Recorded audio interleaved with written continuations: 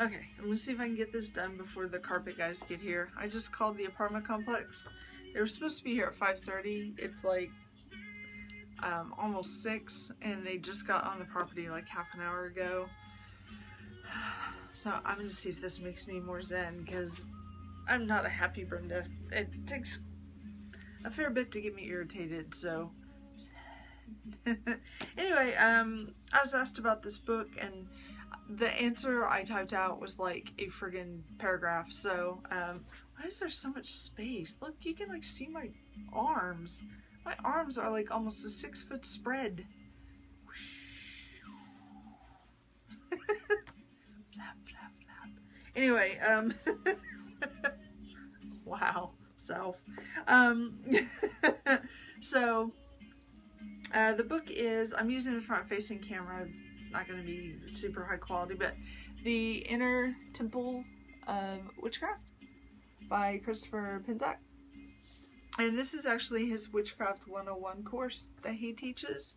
You can get a 4-set DVD or 4-set CD that goes with it. It's $30 for the CD set. Basically, this is like a year and a day course, but it's really different from all the ones that are out there. This is a newer acquisition for me, so I haven't read it. Like I said, one of my friends that was a pagan, like, decided she's kind of maybe going down a different path. There was like a huge stack of books brought to me, and it was like, pick some, and I was handed some, and this is one of them I was handed. So basically, this is what he says about this course. This course is unlike many traditional Witchcraft 101 books. I will not focus on rituals, altar building, circle casting, and how to celebrate the wheel of the year. Those are the tools of the priestess and priest. I've found that students who have not experienced energy and physical abilities, energy and psychic abilities, the foundation stones of magic, have less profound experience with ritual. They do not understand the subtle mechanics and opportunities interwoven with it. Symbols and ceremonies not understood and personally experienced have a danger of becoming dogma rather than spiritual expression. When students dive right into traditional spell work, they don't understand their inherent abilities and lack the perspective of the long history of witchcraft. Now that's his opinion only. That is his opinion. I don't completely agree with it, but I do see his point, and I kind of agree with it somewhat. So this book begins by covering some basic definitions of witchcraft, then guides you into the ancient history up to the modern traditions of witchcraft, of the craft. Man, stumbling, to help you find the path that suits you best. The rest of the book is divided into 13 lessons with practical exercises and homework for a year and a day course of study. Topics include meditation, instant magic, ancient philosophy, modern science, protection, light, energy anatomy, astral travel, spirit guides, and healing, culminating in a self-initiation ritual. So, I actually do think this would be really, really cool for a year in the day study, and there is just all kinds of stuff in here. Signs and symbols. The art of defense, which is, here's a banishing pentagram. He calls it a pentagram, right? Yeah, pentagram. Protection charms.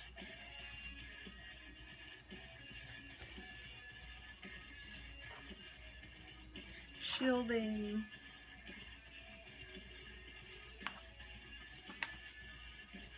The power of light.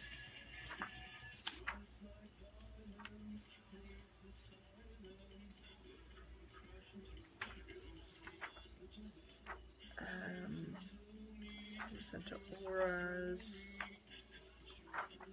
chakras.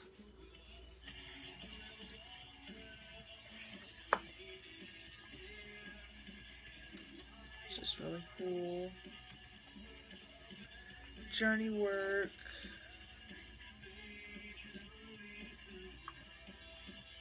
Here's the world tree. So this book goes into a lot of stuff. He lists every single kind.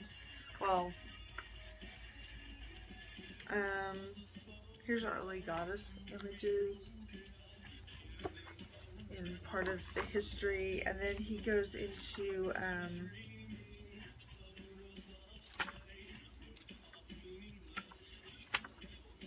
he calls it flavors of witchcraft. He does have the Wheel of the Year in here, so it's not like he totally ignores it. And he goes into the histories of witchcraft. So basically that's the different types, like solitary, Wiccan shamanism, green witchcraft, hereditary, and then he goes more into like Druidism, Celtic Reconstructionism, chaos magic, New Age, Santeria, shamanism, stuff like that. He lists them all out with little paragraphs about what they are. Show you, I guess. That. And that's so for people that maybe haven't chosen a path yet. And he does list eclectic as well. So eclectic, you can pick from several if you want to. So I think this book is really, really good for a year and a day, honestly. I also don't see any reason why you could not use another year and a day book with this if you're able to study that way without getting confused. That's just me personally, that's my opinion. It might confuse some people. The only reason I would use another year and a day book is mainly to learn about the Sabbats and Esbats, what the correspondences are. I don't know that I would be doing necessarily rituals. For example, for Litha, I'm not doing a ritual, but I am doing some things to celebrate the Sabbat. So, Sabbat, however you want to say it. Because that's what feels right for me right now. So, it's really strange because I know that Litha and, let me just see my time. I know that Litha and Samhain are the two times that you usually see people dedicate themselves, and I tried to dedicate my year and a day on Samhain and using another book, and it actually ended up not feeling right and it wasn't working, and that was weird because I was so excited to do it on Samhain, because that's my favorite. Samhain, and then Halloween, the fall, trees that are bare without, just all of it, winter, fall, that's my favorite. It wasn't working for me, so I knew I wanted to be pagan. I knew I was following a Celtic path. I knew I wanted to be a witch. None of that changed. It just wasn't the right time or something like that. So this book, it was like it was invisible on my bookshelf or something. It didn't pop out to me until the other day. I was like, oh, I have that book. Because someone on, I can't think of the name of the channel. It's the New Witchy Collaborative channel.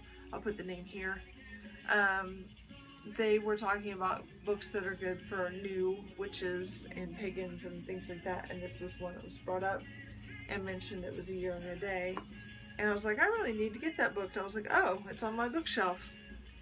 So, I was like, am I supposed to dedicate myself at Litha for my year and a day? I was like, I don't even like summer. But then when I kind of started understanding what Litha was about, it made a lot more sense why I would dedicate myself at Litha. So,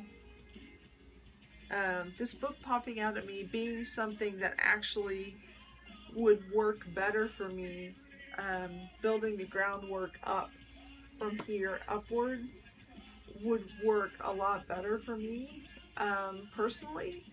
Might not be for everyone, but this would work a lot better for me. And like I said, I do want to have a book too that talks about the aspects and sabbats and things like that as well. And of course, do my other studies on the mythologies and things like that. But of course, your year and a day is definitely not going to discourage that. So I think I'm going to be dedicating myself at Litha. Feels right. Seems right. This book seems right. So anyway, that's what the book is about. It's a little bit about what I'm going to be doing. And yeah, I would definitely recommend this book for anyone who's new. Even if you're not going to do the year and a day, there is a ton of information in this book. I've been leafing through it, and it is a ton of information, you guys. I can't wait to dive in. I'm very excited. So yeah, you can see it's already all bent up and everything because I've been going through it. So yeah, I can get me a binder at the dollar store. Give me some notebook paper because time for a year and a day. At the end of it, he mentions you might want to do 2 years and a day because he does have a second book. It's the Outer Temple of Witchcraft, and it deals with the outer stuff, the aspects, the sabbats, the wheel of the year, all of that. He has a book for that as well that is a companion to this, if you want to use that one, or there's other ones out there that can be used as well. So I'm really excited because I think this is right up my alley. You know, and I think I need to be learning a lot of stuff that's in this book first. So, like I said, I'm really excited about it, and yeah, so I hope that was helpful for you guys that wanted to know what the book was about, because that's really what this video was about. And then as I was making the video, it was too long, and I was kind of doing it, and kind of before I made the video, I kind of discovered why this book had popped out of the shelf at me. So, because it's really dark in my room. You can't see without all the lights on that I have on right now. It's just literally burning my eyes out. I keep it really dark. I don't like bright. I'm not. And it's not because I like the dark, because I'm like, you know, some goth. It's just, I have migraines, and I just don't like being in bright light. So anyway, I'm off to wait for the carpet people, who I know all of them because we've had like 5 water incidents in this apartment since we've lived here. It's getting old. So this one is caused by an air conditioning unit that they're inside, so it's behind her closet, and they have drains, and the drains pop apart, and that's what's happened. So the drain has leaked into her closet. So I gotta stay here and wait to deal with that. She's out of town, so I'll deal with that, and then I will hopefully have daylight to take myself to the park.